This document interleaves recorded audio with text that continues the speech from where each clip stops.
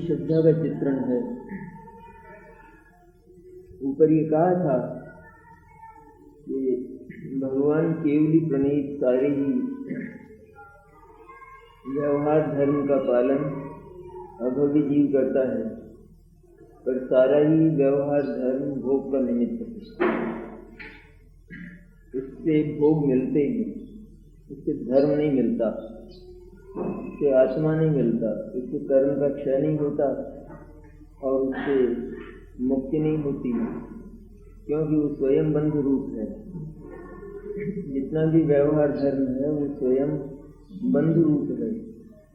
वो किसी के साथ, अन्य के साथ, आत्मा से भिन्न पदार्थों के साथ, आत्मा से भिन्न भावों के साथ उसका लगाव है। उसकी दिशा अन्य की तरफ है, आत्मा की ओर नहीं है। इसलिए वह बंध का निमित्त है और उसके फल में सिर्फ भोग मिलते हैं।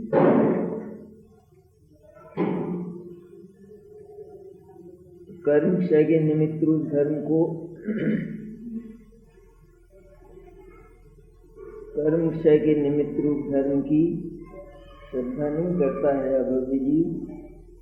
उसकी प्रतीति, उसका ज्ञान भी नहीं करता है, रुचि भी नहीं करता है और न उसका स्पर्श करता है।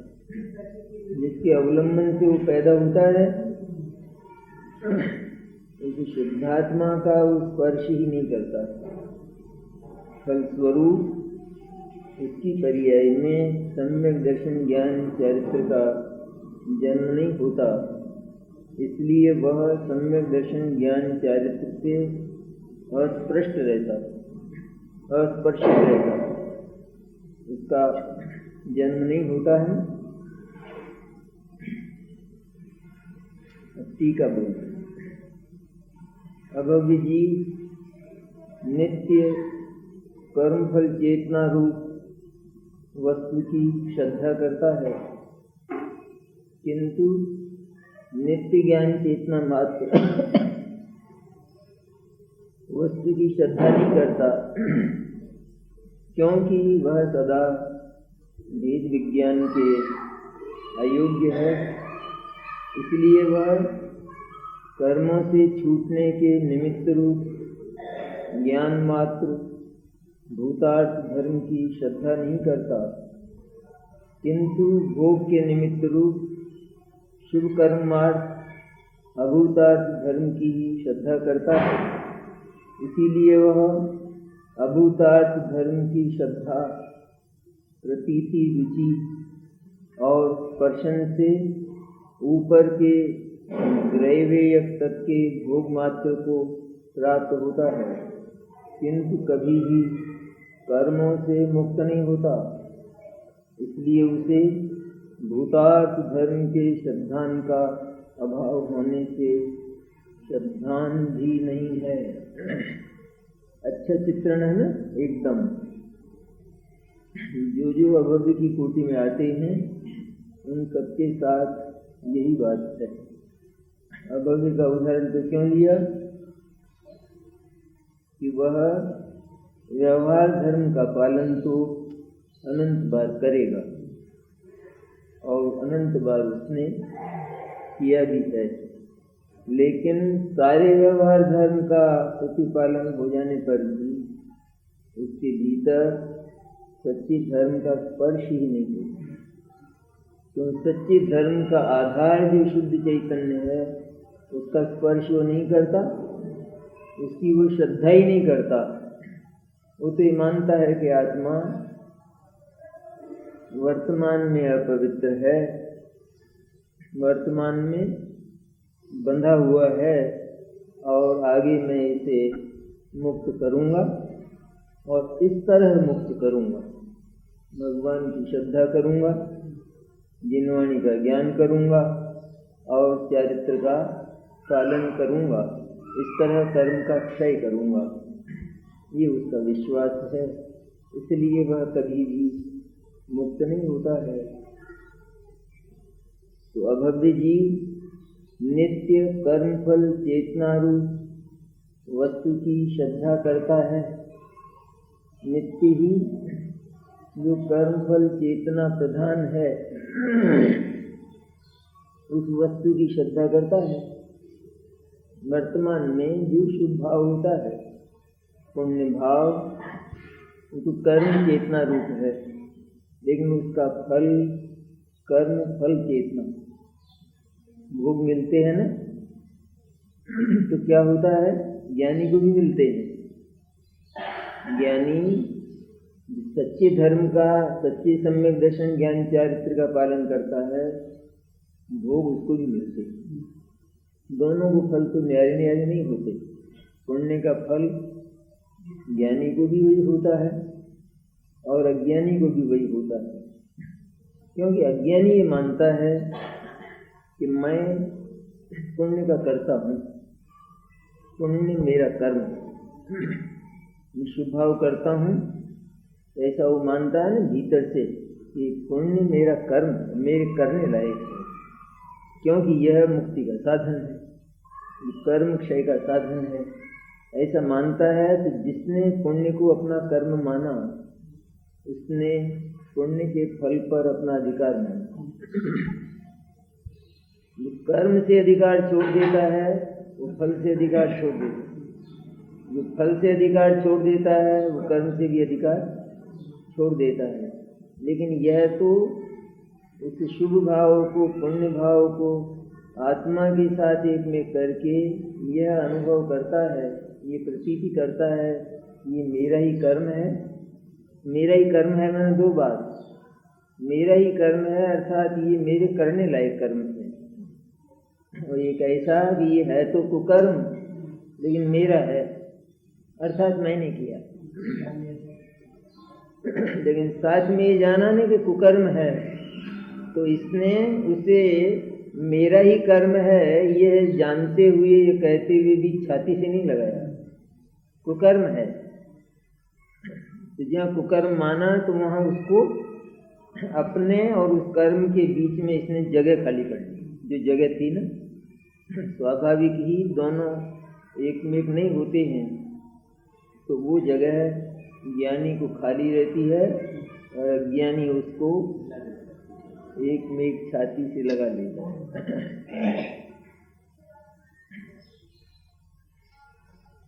आदमी जब कोई फल खाता है तो खाने के पहले ही इस बात को जानता है, उसमें जितना अंतर है उस अंतर को अपने ज्ञान में रखता है, तब खाया जाता है ढंग से। अगर वो अंतर उसके ज्ञान में नहीं होगा तो वैसा का वैसा खाएगा, तो ज्ञान में रखता है। केला जैसे हाथ में है, खा नहीं रहा है, उसका अंतर मालूम है उसे, इसका नाम वेद विज्ञान है। केला भीतर के गूदे से चिपका हुआ है नहीं, छिलका चिपक रहा है नहीं, दूर तो नहीं, थोड़ी जगह तो नहीं बीच में, और इसको कितनी जगह दिखती है खाने वाले को, पूरी जगह दिखती है। होगी तो दिखती है, तो अपने मन से बनाता है। इतनी जगह है, कितनी जगह है, कितने प्रतिशत जगह, 100% ही है। 100% बीच में अंतराल मानता है, तभी तो वो 100% आचरण करता है। भीतर का तो 100% भीतर और बाहर का 100%। ऐसा नहीं होता कि भीतर का थोड़ा बाहर के में, बाहर का थोड़ा भीतर के में, ये नहीं करता है। ये पहले ही है बात, खाने के पहले ही। ज्ञानी को क्या होता है, शुभ भाव तो होते हैं क्योंकि अभी साधक दशा में है, इसलिए शुभ भाव साधक दशा की कमजोरी है। तो शुभ भाव के समय वह उस शुभ भाव को और शुभ भाव का आगे आने वाला फल, उसको वो आत्मा के साथ एक में करके अनुभव नहीं करता।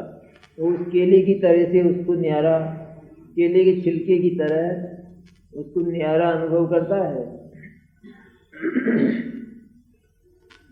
शुभ भाव कैसा, कैसा शुभ भाव, कि जो शुद्ध का निमित्त होता है, शुद्ध के साथ जो रहता है, वो शुभ भाव। केले में छिलका कैसा होता है?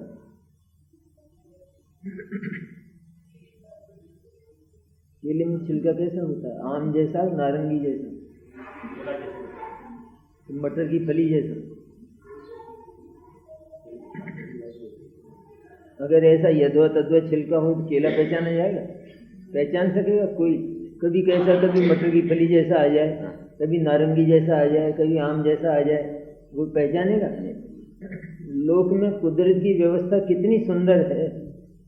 फल जैसा होता है उसका छिलका भी उसी तरह का होता है। इस तरह व्यवहार धर्म भी निश्चय धर्म के लायक है। वो नहीं है भगवान महावीर गणेश जी बराबर, ऐसा नहीं व्यवहार धर्म। छिलका है ये ऊपर का, जिसको व्यवहार धर्म कहते हैं। गणेश रख दिया क्या फर्क पड़ा? मुझे मीट रख दिया, गणेश रख दिया क्या फर्क पड़ गया? उनको तो कुछ ही नहीं। वो तो लड़ेंगे तो नहीं, पर इसने कोशिश की। उसकी कोशिश ये थी कि दोनों में झगड़ा हो।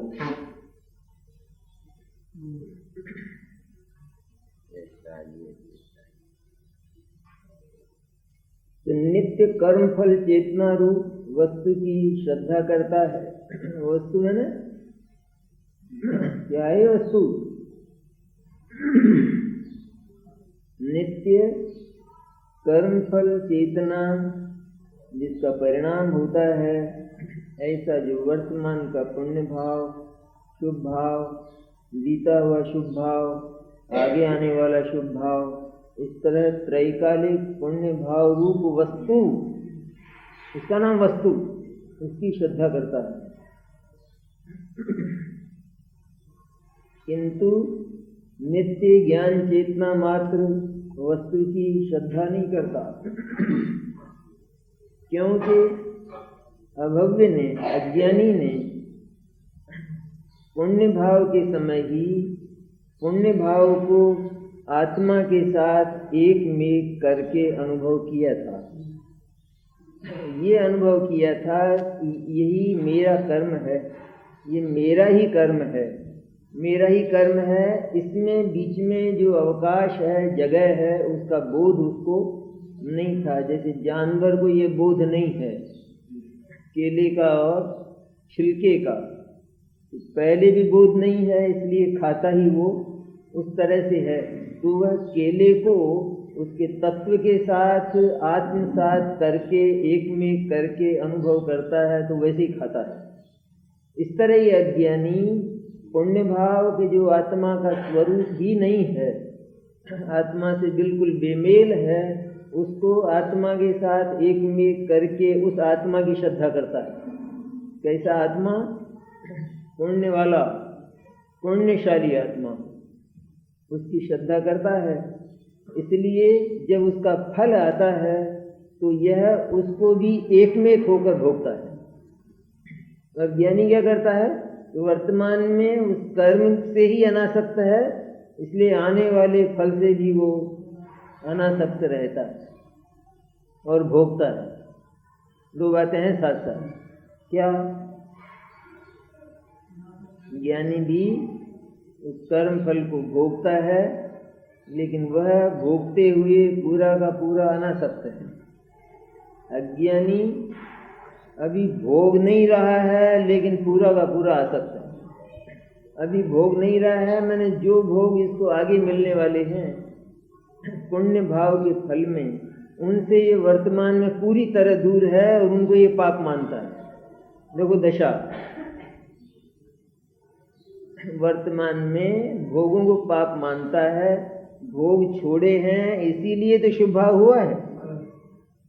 और इसको भोग के लिए कहा जाए तो मैं भोगी, मैं भोगूं, ऐसा जैसे कोई बिच्छू डंक मारता है, इस तरह से भोगों से दूर रहता है। लेकिन क्या करता है कि भोग सारे इसके छाती में पड़े भीतर, क्योंकि भोग के कारण के साथ यह एकत्व करता है, भोग के कारण के प्रति ये आसक्त है, ऐसी दशा होती है। ये भाव तो नित्य था, ये कर्मफल चेतना नित्य क्यों का? नित्य नित्य नित्य कर्मफल चेतना, उसकी जो चेतना है वो नित्य ही कर्मफल रूप है। कर्म रूप और कर्मफल रूप, ये जो पालन करता है ना 12 प्रकार के व्रत श्रावक और मुनिराज, 28 मूल गुण, 13 प्रकार का चारित्र इत्यादि, ये कर्म चेतना है सब। तो उस कर्म चेतना का फल क्या होता है? कर्म फल चेतना होता है। कर्म चेतना का फल कर्म फल चेतना होता है, अर्थात भोगों की उपलब्धि होती है और वह उन भोगों के साथ एकाकार होकर उनका भोग करता है। इसका नाम है कर्म फल चेतना।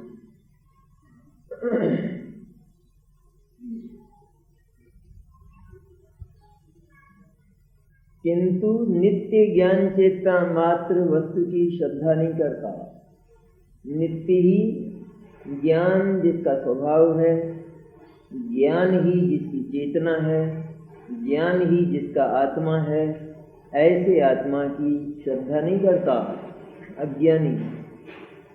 अथवा ज्ञान चेतना मात्र शुद्ध ज्ञान स्वभाव के अवलंबन से उत्पन्न होने वाले सम्यक दर्शन ज्ञान चारित्र की श्रद्धा अज्ञानी को नहीं है, कल्पना भी नहीं है। वास्तविक सम्यक दर्शन ज्ञान चारित्र का स्वाद क्या होता है, इसको वो बेवकूफ जानता नहीं जानता है स्वाद। सारा विद्यार्थी सारा लवाजमा रखता है सारा, लेकिन भीतर विद्या की परिणति होने पर, उपलब्धि होने पर जो आनंद होता है उससे शून्य है। और ये सारा लदान गधे जैसा रखता है सारा का सारा। जानवर पर अगर वेद पुराण लाद दिए जाएं तो नहीं हुआ, सारे वेद पुराण तो नहीं हुआ, वेद पाठी नहीं हुआ वो। इसी तरह आत्मा से भिन्न भाव, पुण्य भाव, वो आत्मा का रूप नहीं है, क्योंकि ये रंगीन भाव हैं और आत्मा पवित्र, धवल और स्वच्छ है। इसलिए धवल वस्त्र पर कोई भी रंग वो उसको खराब करता है, कोई सा भी हो, तो भले कीमती हो अथवा मुफ्त में मिलने वाला हो, कैसा भी हो, कीचड़ में गिर जाए तो उससे भी वस्त्र खराब हुआ। और किसी ने केशर के छींटे दिए तो उससे भी वस्त्र खराब हुआ। इस तरह पुण्य भाव, पुण्य के छींटों से आत्मा की शोभा बिगड़ती है, आत्मा खराब होता है, क्योंकि आत्मा स्वतंत्र स्वाधीन तत्व है, उसमें परावलंबन की गंध भी बर्दाश्त नहीं हो सकती है। और पुण्य वो परतंत्र तत्व है, पराधीन तत्व है। अध्यवसान की तरह सारा ही व्यवहार धर्म पराधीन है। जो व्यवहार श्रद्धा है वो देवशास्त्र गुरु का अवलंबन रखती है। व्यवहार श्रद्धा में हमेशा ही देवशास्त्र गुरु याद आते हैं। व्यवहार सम्यक ज्ञान में जिनवाणी याद आती है, गुरु याद आते हैं। व्यवहार सम्यक चारित्र में 12 व्रत और 28 मूल गुण के जो अन्य के अवलंबन से ही संपन्न होते हैं, किसी के ग्रहण से और किसी के त्याग से, उनकी याद आती है। और आत्मा तो ग्रहण और त्याग के स्वभाव से रहित है, तो जिस भाव में ग्रहण और त्याग हो और जो भाव किसी दूसरे के अवलंबन पर हो, वो आत्मा का स्वभाव नहीं हो सकता आत्मा का। तो किंतु ज्ञान चेतना मात्र वस्तु की श्रद्धा नहीं करता, क्योंकि वह सदा भेद विज्ञान के अयोग्य है। जितना कुछ ज्ञान चेतना के लिए, सम्यक दर्शन ज्ञान चारित्र के लिए व्यवहार स्वीकार किया जाता है, वो तो वो सब करता है, सारा का सारा। लेकिन सारा स्वीकार कर लेने पर भी उसका जो हृदय है जिसके लिए वो किया जाता है, उसका होना और उसका आना वो केवल ज्ञान चेतना के लिए है, ज्ञान चेतना रूप परिणमन मन सम्यक दर्शन ज्ञान चारित्र के लिए है, अन्यथा उसकी कोई उपयोगिता नहीं। और ये क्या करता है कि यह जिस ज्ञान चेतना के लिए व्यवहार धर्म को स्वीकार किया जाता है, उस व्यवहार धर्म को तो पूरा पाल लेता है, लेकिन उस व्यवहार धर्म का फल जो शुद्ध धर्म होता है ज्ञान चेतना, उससे पूरा का पूरा वंचित रहता है। तो इसको उस शुद्ध धर्म का सम्यक दर्शन ज्ञान चारित्र का स्वाद ही नहीं है, इसलिए हमेशा ही आत्मा से भिन्न अभक्ष्य का स्वाद लेता है। अभक्ष्य का स्वाद है, अभक्ष्य है ये कौन? पुण्य भाव। अपन ने तो 22 अभक्ष्य जाने, वो भी अभी पता नहीं किया जाता है। अभी इस जमाने में अभक्ष्यों का पता नहीं करते लोग, क्योंकि पता लग जाए तो झगड़ा पड़ जाता है, इसलिए वो। पर मूल अभक्ष्य ये है यहाँ। आलू को सुखा के खाना नहीं, आलू को नहीं खाना, नहीं। और गीला तो खाना ही नहीं, गीला तो खाना ही नहीं, गीला नहीं खाना, सुखा के भी नहीं खाना। ये पुण्य जो है, ये सूखे हुए आलू की चिप्स है पुण्य, बोलो खाना नहीं खाना। हाँ, इसीलिए जो अभव्य है ना वो खा जाता है उस चिप्स को, पुण्य की चिप्स को खा जाता है। सूख गया ना, पर्याय बदल गई ना, इसलिए खा लेता है। बदली तो पर्याय, और क्या हुआ? पाप से पुण्य हुआ नहीं, तो ये खा लेता है। लेकिन ये बढ़िया है, ये धर्म है।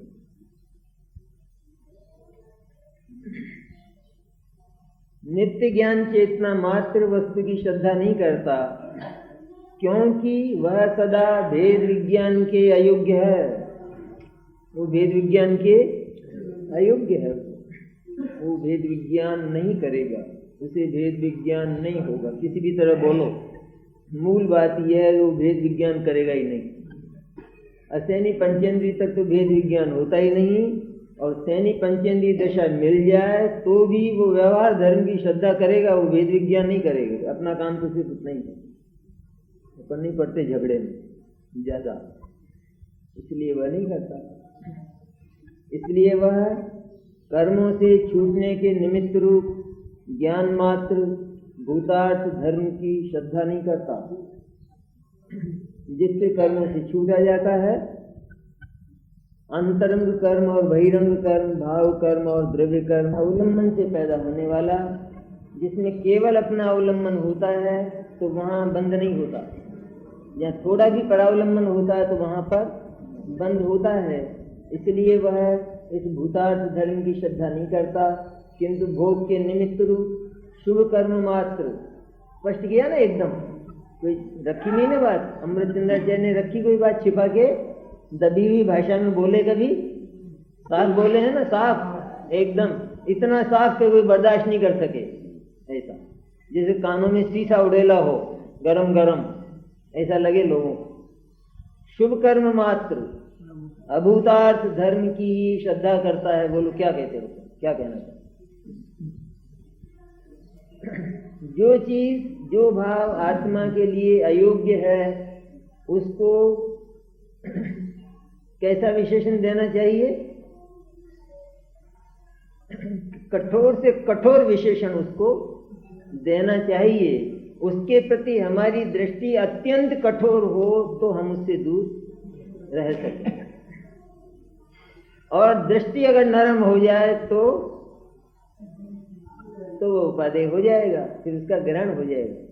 इसलिए जो वस्तु हमारे योग्य नहीं है और सेवन नहीं करने लायक है, जिससे सचमुच सारा स्वास्थ्य खराब होकर मृत्यु हो जाएगी, उसके प्रति हमारी दृष्टि ऐसी होनी चाहिए कि जैसे वो दुनिया की सबसे खराब चीज है, भले ही दुनिया उसको बड़े प्रेम से खाती है, लेकिन कैसी होना चाहिए।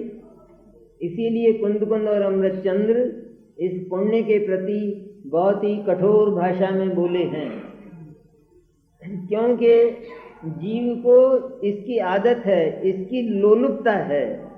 वो लोलुपता जब तक इसको खराब से खराब न कहा जाए तब तक वो, भले ही ये पाप से अच्छा है, लेकिन आत्मा के लिए तो पूरा का पूरा खराब है। इसलिए कठोर भाषा का प्रयोग कुंद और अमृतचंद्र ने किया, और जिनको बर्दाश्त नहीं हुआ उन्होंने तो गालियां देते हैं, गालियां देते। मुनिराज जब वैराग्य का वर्णन करें और भोगों की निरर्थकता सभा में बोले तो भोगियों को तो बुरा लगेगा, लगेगा ना, बुरा नहीं लगेगा। भोगी लोग तो कहेंगे कैसा आदमी है, ये हमारा सारा ही छुड़ा जाएगा, सारा हमको असहाय कर जाएगा। ऐसा उसको भीतर ही भीतर भोगी को लगता है, तो चाहता है कि ऐसा उपदेश ना हो, थोड़ी गुंजाइश रहे, तो चलो इतना तो ले लेना।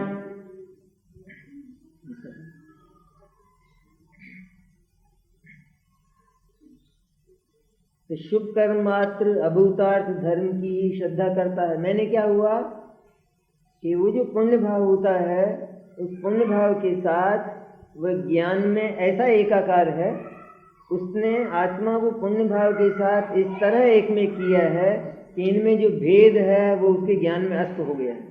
वस्तु में अस्त नहीं हुआ, वस्तु में भेद बराबर विद्यमान है, लेकिन इसने उस भेद को ज्ञान में अस्त कर दिया है।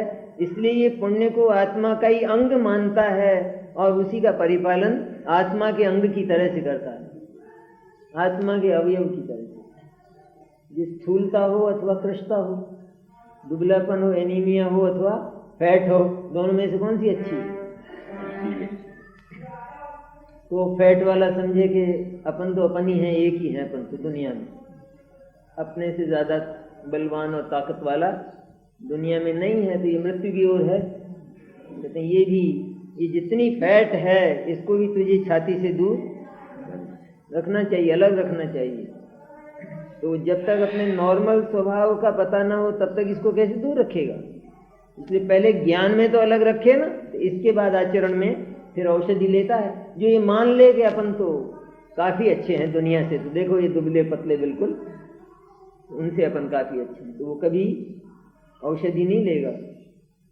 ये अज्ञानी क्या करता है कि जो पुण्य की फैट है, इस पुण्य की फैट को यह छाती से लगाकर मानता है कि मैं स्वस्थ हूँ, मैं धर्मात्मा हूँ, मैं चारित्र वाला हूँ, ऐसा मानता है। जब इसको हार्ट अटैक और ब्लड प्रेशर होगा तब इसको पता चलेगा। फैट वाले को होगा नहीं, पहले तो ब्लड प्रेशर होगा और फिर हार्ट अटैक होगा, वो इसको होता है। जब पहले कहा था ना, तो पूरा पालन करता है, पूरा और सावधानी से। दो बातें कही थी, पूरा पालन करता है व्यवहार धर्म का, और सावधानी से पालन करता है। सावधानी से पालन करता है मैंने निरंतर एकमात्र उसी के प्रति सावधान रहता है। ठीक है। अच्छा, और ज्ञानी क्या करता है? जैसा ये असावधान रहते होंगे, उसमें क्या होगा? तुरंत अपने को चोट लगेगी तो क्या बोलेंगे अपन? तो ज्ञानी तो असावधान रहते हैं, वो पालते वालते नहीं होंगे, वो भी सावधान रहते हैं, तो दोनों बराबर हुए थे। ये अज्ञानी भी इसमें सावधान और ज्ञानी भी इसमें सावधान, तो दोनों बराबर हुए नहीं। तो एक को तो असावधान कहना ही पड़ेगा, फिर क्या होगा? जवाब नहीं है कुछ। अज्ञानी वो निरंतर केवल इस पुण्य की क्रिया में, पुण्य भाव में सावधान रहता है और उस पुण्य भाव के विषयों में सावधान रहता है। और ज्ञानी इसका क्या होता है? पर तो फिर इसमें सावधान रहता है ना? इसमें सावधान रहता है। पूछ लेना कल के हो गया।